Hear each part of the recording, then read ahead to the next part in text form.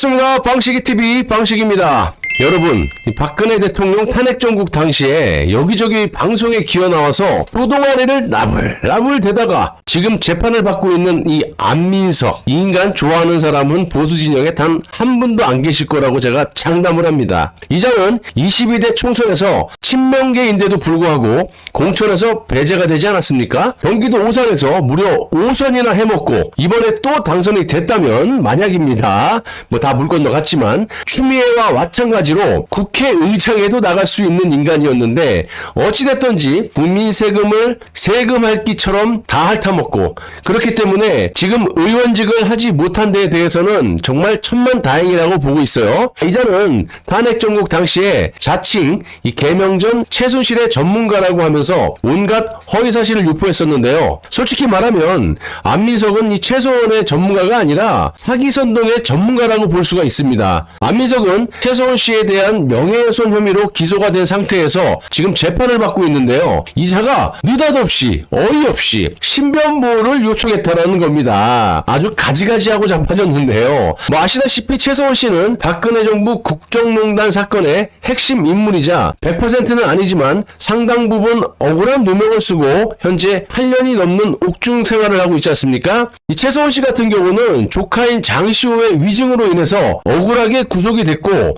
국정농단 관련 모든 인사들이 사면 복권이 됐는데도 불구하고 최소원 씨만 딱 한 사람만 풀려나지 못하고 있는 게 지금 현실이에요. 그 이유는 뭐 여러 가지가 있겠지만 핵심은 태블릿 조작에 대해서 모든 조작 증거들이 지금 드러나 있는 데다가 장시호의 녹취 파일이 일부 폭로가 되면서 정권을 압박하고 있기 때문에 최소원 씨를 만약 풀어주게 된다면 정권을 비롯한 탄핵 관련 주범들이 싹 다 살아남지 못하기 때문에 어떻게 하든지 최소원 씨의 석방을 막고 있다고 보고 있는 겁니다. 안민석은 지난 4월 24일 수원지법에 신변보호 요청서를 제출했는데요. 만약 이 법원이 이거를 받아들일 경우 안민석은 앞으로 재판에 출석할 때 법원 직원들이 동행을 하게 됩니다. 또 일반 방청객이나 취재진들과도 분리가 된다는 말인데요. 정말 이자는요, 국회의원을 수십 년간 해먹을 때도 국민 혈세를 낭비, 국회의원을 안 해도 이딴 식으로 혈세를 낭비, 국가에 전혀 도움이 안 되는 그런 인간임은 분명합니다. 안민석은 2016년 여기저기 방송에 기어 나와서 허위사실을 유포했었는데요. 이건 명예훼손으로 재판을 받기보다는 허위사실 유포죄로 재판을 받아야 하는 인간이라는 겁니다. 그 이유는요, 사실적시에 의한 명예훼손보다 허위사실 유포죄가 형량이 높기도 하지만 사실 안민석이 탄핵 정국 때 얼마나 많은 허위사실을 전국에 유포했습니까? 제 생각이지만요, 안민석을 허위사실 유포죄로 먼저 기소를 하고 그 다음에 사실적시에 의한 명예훼손 및 모욕죄, 더 나아가서는 손해배상 청구로 이어져야 된다라고 보고 있는 겁니다. 자, 일단 안민석 기자는 탄핵 정국 당시에 방송에 기어 나와가지고 최순실의 독일 은닉 재산이 수조 원이고 자금 세탁에 이용된 독일 페이퍼 컴퍼니가 수백 개에 달한다는 사실을 독일 검찰로부터 확인했다. 이렇게 명백한 허위사실을 방송에서 유포했다고 보는 겁니다. 자, 일단 최소원의 독일 은닉 재산이라고는 안민석 내놈이 더 잘 알겠지만 뭐 있었니? 페이퍼 컴퍼니가 수백 개? 뭐 있었어? 최소원 씨가 독일에서 승마 사업을 하려고 이 비덱 스포츠라는 회사를 설립을 했고요. 이 회사가 사들인 비덱 타운하우스 호텔이라고 하는데 여기 사진을 보시면 이거거든요. 여기 호텔이 아니고 한적한 시골 도시의 자그마한 이 모텔 수준의 건물이에요. 그리고 최소원 씨의 딸 이 정유라의 명의로 된 당시 시가로 보시면 4억 7천만 원 정도의 주택 한 채. 이것도 보시면 뭐 이게 엄청난 뭐 몇 조의 재산을 갖고 있는 사람이 이런 데서 왜 사니? 그리고 확인되지 않은 주택 한 채. 이게 답니다. 그러니까 확인된 건 두 개지. 비덱 타운하우스하고 그 다음에 이 4억 7천만 원 정도의 주택 한 채. 그런데 이 안민석 기자는 탄핵 주범 노승일과 이 주진우 등 이것들을 우르르 몰고 가갖고 수조 원의 은닉 재산을 찾겠다. 뭐 수백 개의 페이퍼 컴퍼니를 찾겠다. 이러면서 독일로 해외여행을 갔다 오지 않았습니까? 제가 왜 해외여행이 비행이라고 말씀을 드렸냐면, 아니 안민석이 독일로 날아간 목적이 뭐냐고요. 수조 원의 은닉 재산이 있다고 그거 찾으러 간 거 아닙니까? 근데 너 가서 뭐 했는데? 그리고 그 비행기는 이코노미를 타고 왔는지 퍼스트 클래스를 타고 왔는지 국민 혈세를 얼마나 썼는지 네 돈을 얼마나 썼는지 투명하게 밝힌 적이 있었는지 말을 해보란 말이야. 내가 입이 마르고 닳도록 수십 번도 넘게 너한테 이거 물어보지 않았냐? 결과적으로 안민석은 허위사실을 유포한 거고요. 또 최순실이 외국 방산업체 회장을 만나 무기계약을 몰아주었다. 스위스 비밀계좌에 입금된 국내 기업 A사의 돈이 최순실과 연관이 되어 있다라는 등 정말 황당하고 확인되지도 않은 이런 허위사실을 발언한 혐의로 불구속 상태로 재판을 받고 있는데요.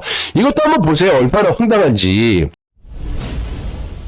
여기서 안민석이 말하는 외국 방산업체가 어디를 말하는 건지 아세요? 미국 로키드 마틴사예요. 최강의 전투기를 만드는 방산업체인 건 다 아실 겁니다. 대표적으로 세계 최강으로 불리우는 F-22 랩터를 비롯해서 스텔스기죠. 대한민국 공군의 핵심 전략 무기인 F-35 스텔스 전투기를 만든 그런 방산업체인데, 이 로키드 마틴사의 회장이 최소원을 직접 만나가지고 사드 도입 문제를 논의를 했고, 최소원이 이걸 관여를 해가지고 로키드 마틴사 측에 무기 계약을 몰아줬다고 아무런 증거도 없이 허위사실을 유포한 겁니다. 지금이라도 증거가 있으면 내놔봐 이놈아. 이뿐이지 아세요 여러분? 제가 탄핵의 진실을 수년간 방송을 하면서 자주 등장하는 인물이 안민석이었는데, 이놈의 악행 중에 한 가지가 박정희 대통령의 비자금이 무려 400조에서 800조라는 둥, 또 박정희 대통령의 비자금에 최소원 씨가 연루가 돼 있다라는 증거를 찾았다라는 둥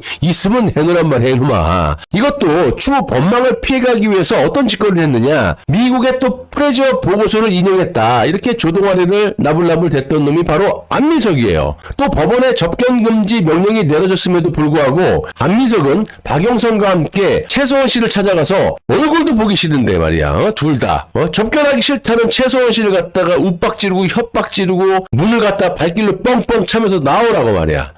인권 따지는 인간들이 니들은 인권도 없냐? 아무튼 이 발길로 문을 걷어차고 나오라고 해서 이제 최소원 씨가 나왔습니다. 거기에서 안민석이 뭐라고 협박을 했느냐, 최소원 씨에게 당신은 린다 김이라는 사람을 아느냐, 모른다 그랬더니 이 린다 김이라는 무기상과 불법으로 거래를 한 증거가 있다, 당신은 무기지역을 살아야 된다고 협박을 한 놈입니다. 증거가 있어 증거를 내놓으란 말이야 이놈아. 저놈한테 물에 담가놓으면 조동아리만 둥둥 뜰 놈이라니까요. 아무튼 국회에서 장시호를 또 엮어가지고 사용하지도 않은 대포폰 여러 대를 주머니에서 주렁주렁 꺼내면서 박근혜 대통령과 장시호가 수시로 사용했던 대포폰이다, 이렇게 또 신성한 국회에서도 허위사실을 유포했던 놈이 바로 안민석. 여러분, 국회의원의 신분으로서 이렇게 마구잡이로 거짓말을 해도 되는 겁니까? 그리고 네가 국회에서 많이 했던 말 기억나니? 국민이 안 무섭지 너는?